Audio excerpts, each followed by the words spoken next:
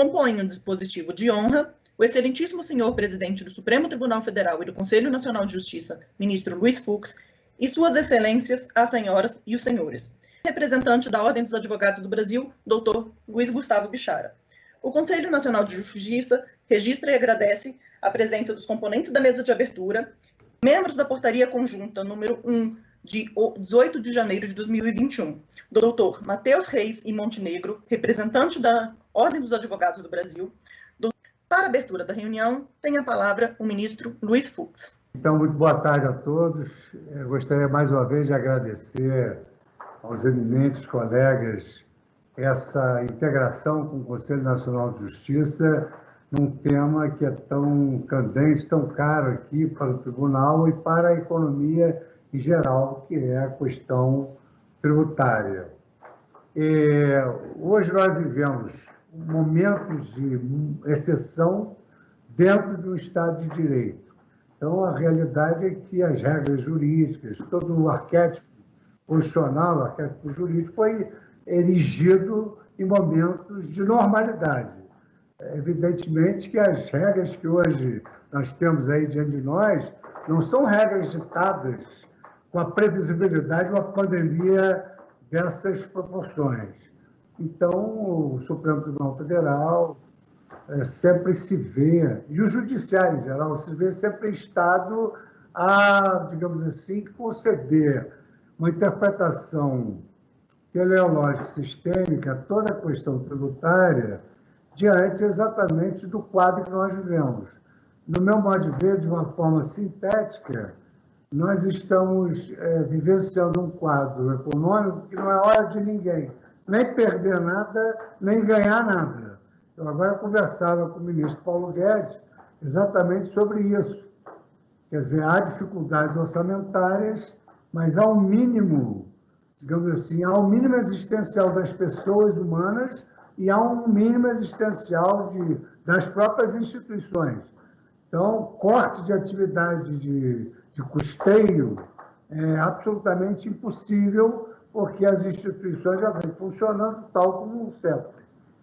Agora, a questão tributária para nós é muito importante, porque, no meu modo de ver, ela está intimamente vinculada ao problema da pós-pandemia, que é o problema da continuidade do desenvolvimento econômico.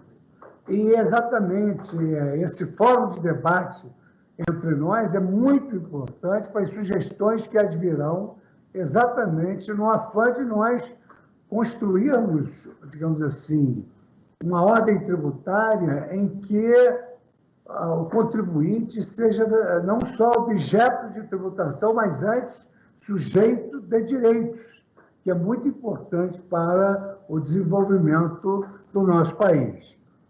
Eu estou fugindo completamente àquilo que me foi sugerido falar, prefiro deixar falar a voz da intuição e da cidadania que reside dentro de mim, que é uma preocupação e que eu acho que o Brasil daria um grande passo se os senhores pudessem colaborar nesse sentido. Eu vejo aqui ilustres acadêmicos, colegas da academia científica, que têm todas as condições para que nós possamos forjar novos instrumentos na área tributária para desafogar os tribunais e fazer prevalecer a justiça tributária. E, especificamente, eu tenho duas grandes ambições de natureza constitucional. Aliás, três. A primeira é a criação do contencioso tributário, desjudicializar muitas das questões tributárias que foram repisadas pela Constituição Federal, que quase que colocou metade do Código Tributário Nacional dentro da própria Constituição. Então, seria a criação do contencioso tributário, que é o que interessa mais de perto ao grupo a que eu me dirijo, criar um contencioso administrativo, que eu acho irrazoável o Supremo Tribunal Federal ficar julgando a aposentadoria de professores, de bombeiros, quando tem questões constitucionais de alta relevância, e um passo um pouco mais largo, que está dependendo de muita pesquisa que nós estamos fazendo sobre o controle prévio de constitucionalidade que vai evitar muitas crises institucionais, porque nós temos crises institucionais que assistimos à votação do Estado Democrático, a deferência ao Poder Legislativo. Mas, posteriormente, aquele trabalho todo do Legislativo, ele digamos assim, encaminhado ao Supremo exatamente por aqueles players que perderam na arena política. Então, eu acho que é preciso que se faça um estudo sobre a legitimácia de causa de partidos políticos como legitimados para provocar o controle de constitucionalidade quando eles saem vencidos no parlamento. Eu acho que isso é uma questão que também ela é atinente ao plano tributário. Mas o que eu basicamente gostaria é que nós fizéssemos um esforço comum para que eu pudesse apresentar ao parlamento a criação de um contencioso tributário.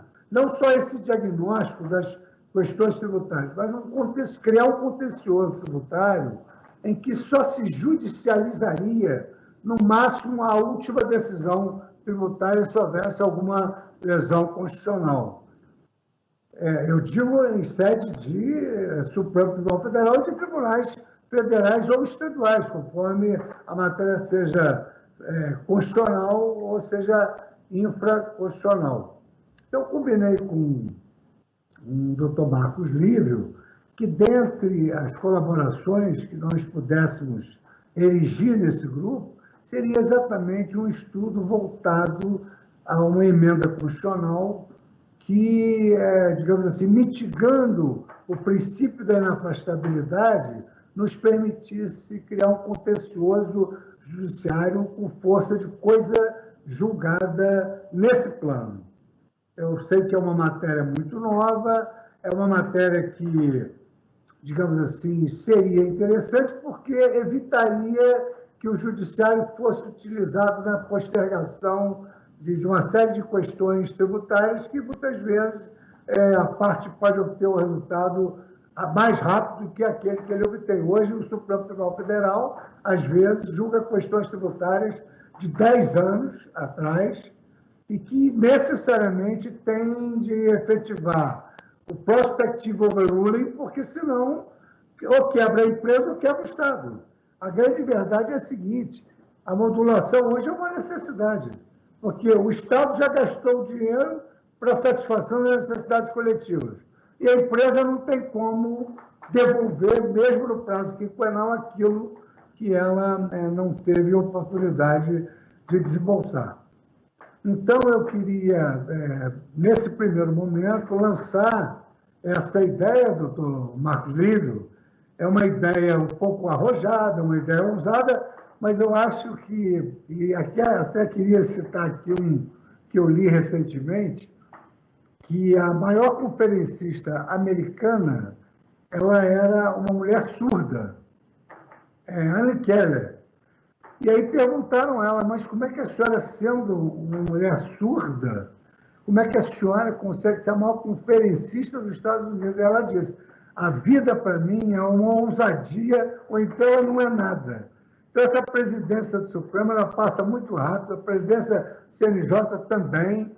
Julgar eu já aprendi há 45 anos, eu agora quero ajudar o Brasil. A gente tem que fazer alguma coisa diferente e boa para o nosso país, que está passando um momento muito difícil, mas que eu tenho a certeza que é uma travessia que nós vamos fazer com muito sucesso. Estamos mais perto do porto do que do naufrágio, e contando com a colaboração de vocês, eu tenho absoluta certeza que nós ousaremos no melhor sentido da palavra, no sentido a que se referiu essa conferencista americana. Como nós aqui temos uma atividade cumulativa, pautas, votos, CNJ, orçamento, agora eu vou ter que desenvolver um veio que eu não tenho, que é o veio político, para conversar com os políticos sem mendigar, para não ter contraproposta, que o orçamento do judiciário não pode ficar sofrendo os mesmos cortes que sofrem os outros poderes. Vejam, os senhores, o seguinte: como é fácil convencer, mas que na cabeça do político isso às vezes não é. O Poder Judiciário recebe 6% do orçamento e o Poder Executivo 49%. Então, a previsão que estão fazendo a PEC emergencial é que a redução que se realize no Executivo seja proporcionalmente realizada no Poder Judiciário. Então, quem tem 49% e perde 10%, vai perder 4,9%. Só que, se o Judiciário que ganha 6% perder 4,9%, temos que fechar isso aqui e exercer atividades mínimas. Não vamos ter condições de levar isso adiante. Então, é por essa razão que eu peço todas as vezes que eu gostaria de participar intensamente de todos esses colóquios, mas eu estou dividindo o meu tempo em todas essas atividades. Mas não queria deixar de ter o prazer de agradecer, em primeiro lugar, a todos os senhores, são eminentes professores, intelectuais da área tributária, e separar um espaço de tempo para essa ousadia, se é que ela preenche os requisitos de admissibilidade.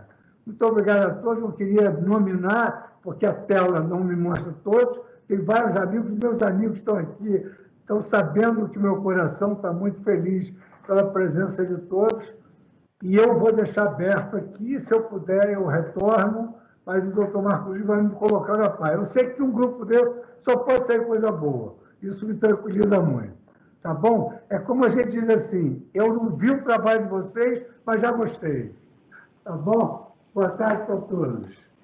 Com a palavra, o doutor Luiz Gustavo Bichara.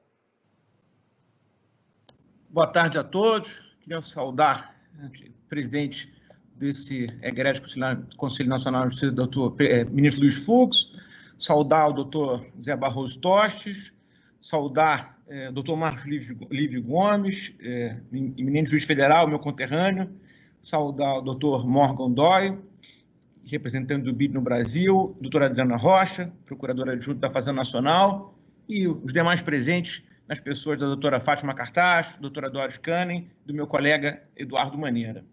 Muito já foi dito aqui sobre a problemática que nós estamos a enfrentar, de maneira que eu vou tentar ser bem sucinto em respeito aos tempos do colega e também porque a matéria foi praticamente exaurida. Queria agradecer, em primeiro lugar, muito honradamente, em nome do Conselho Federal da OAB, a oportunidade ímpar de fazer parte desse debate, para que nós possamos juntos repensar o modelo de contencioso tributário no Brasil. Acho que aqui só há uma certeza, que nós chegamos no limite, né? Segundo o dado do INSPER, o Brasil tem 75% do PIB em discussão de disputas judiciais e administrativas, enquanto a média dos países da OCDE é 0,3%, 0,4%. Isso não é bom para ninguém. Essa lógica adversarial, até hoje vigente, relegou contribuintes e fisco, cada um em sua trincheira, num diálogo de surdos. Não aquela surda citada pelo ministro Luiz Fux, mas surdos que realmente não querem dialogar. Isso não contribui para o desenvolvimento do país, nem para a estabilidade jurídica dos negócios, né? É importante que se diga que o seguinte, o empresário quer, acima de tudo, previsibilidade, segurança jurídica, claro, com respeito ao estatuto do contribuinte, mas quer ter segurança. Não é possível, como disse o doutor Morgan Doyle, que os conflitos durem 20 anos, e eu lhe digo o seguinte, doutor Morgan, o problema não é só esse, o problema é que eles duram 20 anos e geralmente não acabam. Os conflitos, eles se perenizam no Brasil, eles não terminam. Então, não é possível que a gente incorra aqui naquela definição de loucura que se atribui a Asta, né, que é fazer tudo igual, esperando um resultado diferente. Realmente, o mecanismo de execução fiscal concebido nos anos 80 está completamente esgotado, né? Os dados de congestionamento do CNJ, já mencionados pelo doutor Marcos Lívio, são acachapantes, né? E o dado de congestionamento, numa conta proporcional, também revela o escândalo que é as despesas do judiciário com as execuções fiscais, né? Dados do INSPER revelam que isso passa de 30 bilhões de reais numa conta proporcional, se a gente considerar essa taxa de congestionamento e o fato de que quase 40% dos processos hoje em trâmite são execuções fiscais. Por isso, doutor Marcos Lívio, eu acho que uma premissa que nós vamos ter que ter em mente aqui constantemente é de que o nome do jogo é a conciliação. A época do tudo ou nada passou. E passou deixando uma dívida ativa federal hoje em aberto de 2,4 trilhões de reais. Segundo a própria PGFN, 53% irrecuperável e 14% com baixa perspectiva de recuperação. O cenário nos estados e nos municípios é ainda pior do que esse. De maneira que essa época do tudo ou nada realmente não nos deixa boas lembranças, e não adianta a gente pensar em refundar o sistema tributário com essa dívida ativa em aberto. Não adianta debater reforma sem a gente debater o contencioso tributário nacional, né? Os dados do IPEA também são muito acachapantes, eu tenho certeza que esse grupo de trabalho vai se debruçar sobre isso. Nós temos hoje 65% das execuções fiscais promovidas pela PGFN infrutíferas, sendo que a maioria delas, ou uma boa parte, 37%, acaba extinta por prescrição ou decadência, né? Isso para não falar no descasamento entre a dívida ativa e a arrecadação. A dívida ativa subiu 840 bilhões desde 2015 e o arrecadado nesse mesmo período foi apenas de 103 bilhões. Realmente nós precisamos pensar em incrementar as soluções alternativas de controvérsia, né? Nesse sentido, eu queria parabenizar a Receita Federal e a Procuradoria da Fazenda Nacional pela salutar iniciativa consubstanciada na Lei 3988 da transação. Eu quero dar um testemunho vivo, tenho trabalhado como advogado em inúmeras transações e o programa tem funcionado, né? Nós temos nos deparado com uma geração nova, principalmente de procuradores, que conseguiu superar essa lógica do confronto para implementar soluções de consenso. Realmente é uma iniciativa que tem minha admiração. As coisas têm funcionado e eu espero que nós possamos, no âmbito desse nosso grupo de trabalho, nos debruçar sobre essa iniciativa e, eventualmente, expandi-la para o âmbito dos outros entes federados.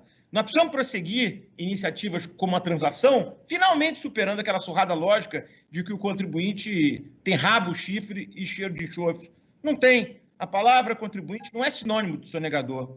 O sonegador, quanto mais, esse sim, deve ser combatido implacavelmente, porque ele desestrutura a lógica dos negócios, fere a concorrência e se torna um agente perturbador do sistema. Mas o bom contribuinte deve ser respeitado. Não nos esqueçamos que ele paga a conta. O Estado não gera riqueza. Precisamos pensar numa lógica para proteger o bom contribuinte. A lógica dos ratings, por exemplo, consubstanciada na lei da transação, parece ser uma ideia muito boa. São mecanismos que viabilizam um tratamento diferenciado.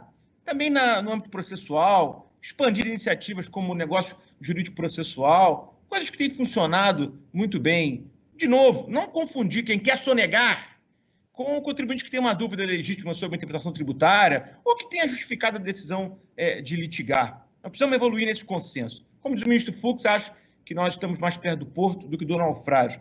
O poder público finalmente parece realmente reconhecer que os efeitos dessa crise econômica nos obrigam a pensar diferentemente. Eu tenho certeza que com a inteligência de todos vocês e com criatividade, nós vamos conseguir compor, pensar num sistema novo, reduzindo a litigiosidade, destravando a economia.